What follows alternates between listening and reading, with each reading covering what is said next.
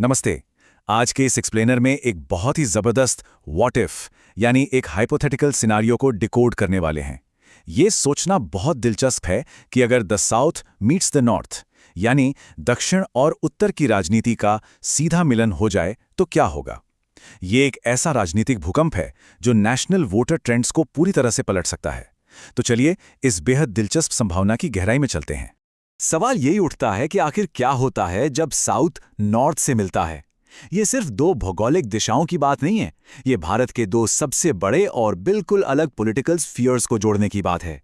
एक तरफ साउथ का सिनेमा ड्रिवन पॉलिटिकल कल्चर है और दूसरी तरफ नॉर्थ का एकदम अलग डायनामिक। जब ये दोनों टकराते हैं तो इसके डेमोग्राफिक इंपैक्ट्स पूरे देश में महसूस किए जा सकते हैं। सोर्स मटेरियल के मुताबिक एक तरफ है थलपति विजय, साउथ के एक बहुत बड़े सुपरस्टार जो अपनी नई पार्टी तमिलगागा विट्री कड़गम के साथ राजनीति में बिल्कुल फ्रेश एंट्री कर रहे हैं, और दूसरी तरफ है राहुल गांधी, देश की सबसे पुरानी पार्टी इंडियन नेशनल कांग्रेस के राष्ट्रीय नेता। ये कॉन्ट्रास्ट बड़ा ही शानदार है, एक बिल्कुल नया ब्रांड और दूसरी तरफ दशकों पुरानी पॉलिटिकल मशीनरी। इन दोनों का साथ आना एक बहुत बड़ी सिनर्जी क्रिएट कर सकता है। अब ये कहानी शुरू कैसे होती है। सोर्स मटेरियल यहाँ एक बहुत ही नाटकीय सीन प्रस्तुत करता है। दिल्ली का कोई सुरक्षित बंगला, कोई मीडिया नहीं, कोई कैमरे नहीं, बस एक क्लोज डोर स्ट्रैटेजी सेशन।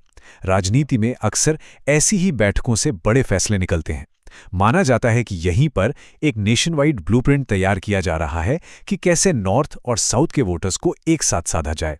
इस सीक्रेट मीटिंग से जो हाइपोथेटिकल कोट निकल कर आता है राहुल गांधी की तरफ से, वो है देश को नए चेहरे की जरूरत है। ये लाइन बहुत कुछ कहती है। ये दिखाती है कि कैसे एक पुरानी और स्थापित पार्टी भी नए वोटर्स, खासकर फर्स्ट टाइम वोटर्स को अट्रैक्ट करने के लिए एक फ्रेश और पॉपुलर चेहरे की तलाश में रहती है, जिसकी जनता के बीच भारी अपील हो। और इसके जवाब में विजय का संभावित बयान आता है, और सिस्टम को बदलाव की। ये बिल्कुल सटीक जवाब है। एक नए लीडर के पास जनता का अपार सपोर्ट तो होता है, लेकिन सिस्टम में बड़े बदलाव लाने के लिए एक मजबूत इंस्टीट्यूशनल बैकिंग यानी एक स्थापित नेटवर्क चाहिए होता है। तो ये बेसिकली दोनों के लिए एक विन विन सिचुएशन बनाने की कोशिश है। इस सिनेरियो की टाइमलाइन भी बहुत फास्ट पेस्ड है। पहले दिन दिल्ली में सीक्रेट मीटिंग, दूसरे दिन दोनों तरफ से स्ट्रैटेजी को अलाइन किया जाता है, और सीधा तीसरे दिन एक जॉइंट प्रेस कॉन्फ्रेंस की अनाउंसमेंट। ये दिखाता है कि जब पॉलिटिकल डेमोग्राफिक्स को टारगेट करने की बात आती है तो बिना टाइम वेस्ट किए कितनी तेजी से फैसले लिए जा सकते हैं ताकि ऑपोजिशन को संभलने का मौका ही ना मिले। प्रेस कॉन्फ्रेंस का सीन कुछ ऐसा होने वाला है। हजारों कैमरा फ्लैश, न्यूज चैनल्स पर ब्रेकिंग न्यूज और एक बड़ा मैसेज, हम मिलकर देश के लिए काम करेंगे। सोर्स के अनुसार ये एक ऐसा मोमेंट है जो पूरे देश में हलचल मचा देगा। ये सिर्फ एक अनाउंसमेंट नहीं है, बल्कि एक क्लियर विजुअल मैसेज है कि अब नेशनल वोटिंग ट्रेंड्स बदलने वाले हैं। The demographic strategy shifting national voter trends. तो अब आते हैं इस एक्सप्लेनर के सबसे क्रूशियल हिस्से पर। सिर्फ हाथ मिलाने से कोई गठबंधन सफल नहीं होता, उसके पीछे एक बहुत ही सॉलिड डेमोग्राफिक गेम प्लान होता है। चलिए डिकोड करते हैं कि ये अलायंस कैसे काम करेगा। ये कॉम्बिनेशन एक अनप्रेसिडेंटेड पैन इंडिया डेमोग्राफिक को कैप्चर करने की कोशिश है। साउथ के सुपरस्टार का यूथ पर एक मैसिव इन्फ्लुएंस है और नॉर्थ के नेशनल लीडर के पास एक ब्रॉड पॉलिटिकल रीच है। दोनों को मिला दें तो पारंपरिक क्षेत्रीय और भाषाई दीवारें टूट जाती हैं।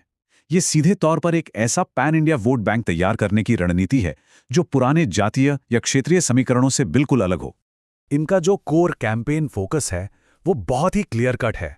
यूथ वोट बैंक को कैप्चर करना, नए जॉब अपॉर्चुनिटीज क्रिएट करना, एजुकेशन रिफॉर्म्स और एंटी करप्शन मेजर्स। देखा जाए तो ये सिर्फ सीटों के बंटवारे की बात नहीं है, ये आइडियाज का मिलन है। ये ऐसे मुद्दे हैं जो ज्योग्राफिकल बाउंड्रीज को पार करके सीधे देश के युवाओं को कनेक्ट करते हैं। इस चार्ट से ये एकदम साफ हो जाता है यूथ वोट बैंक का ये हिस्सा कितना बड़ा और डिसाइसिव है। भारत एक बहुत ही युवा देश है और रोजगार या शिक्षा जैसे मुद्दे सीधे इसी डेमोग्राफिक को हिट करते हैं।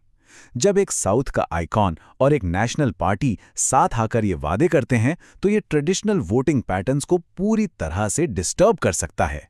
पूरी स्ट्रैटेजी इसी चंक को अपने पाले में लाने पर टिकी है। Public fallout, supporters versus opposition. अब जाहिर सी बात है, जब इतना बड़ा पॉलिटिकल शिफ्ट होगा तो रिएक्शन भी उतना ही पोलराइज्ड होगा। इंटरनेट पर और खासकर सोशल मीडिया पर #विजय राहुल अलायंस ट्रेंड करने लगता है।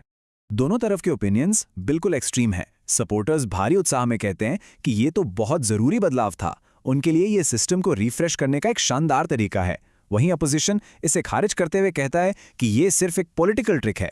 यहाँ हम किसी का पक्ष नहीं ले रहे, बस ये देखना दिलचस्प है कि कैसे एक ही मूव अलग अलग वोटर्स के बीच बिल्कुल अलग रिएक्शंस पैदा कर रहा है। The big election, a nation watching. इन सब सीक्रेट मीटिंग्स और स्ट्रैटेजीज के बाद असली टेस्ट तो इलेक्शन वाले दिन ही होना है। पूरा देश इस पर नजर गड़ाए होगा कि क्या ये साउथ नॉर्थ पार्टनरशिप सच में वोटिंग मशीन तक ट्रांसलेट हो पाएगी। क्या वो विशाल युवा डेमोग्राफिक वाकई इस अलायंस पर भरोसा करेगा? असली फैसला तो उसी दिन होगा। और इसी के साथ हमारे सामने ये सबसे बड़ा सवाल रह जाता है, क्या ये जोड़ी इतिहास बदलेगी? क्या ये हाइपोथेटिकल अलायंस वाकई में नेशनल वोटर ट्रेंड्स और डेमोग्राफिक्स को हमेशा के लिए बदल कर रख सकता है? ये वाकई में सोचने वाली बात है। फिलहाल के लिए इस एक्सप्लेनर में बस इतना ही। इस पॉलिटिकल पॉसिबिलिटी पर बहुत सी चर्चाएं हो सकती हैं, लेकिन ये तो वक्त ही बताएगा कि क्या ऐसा कभी हकीकत बन सकता है।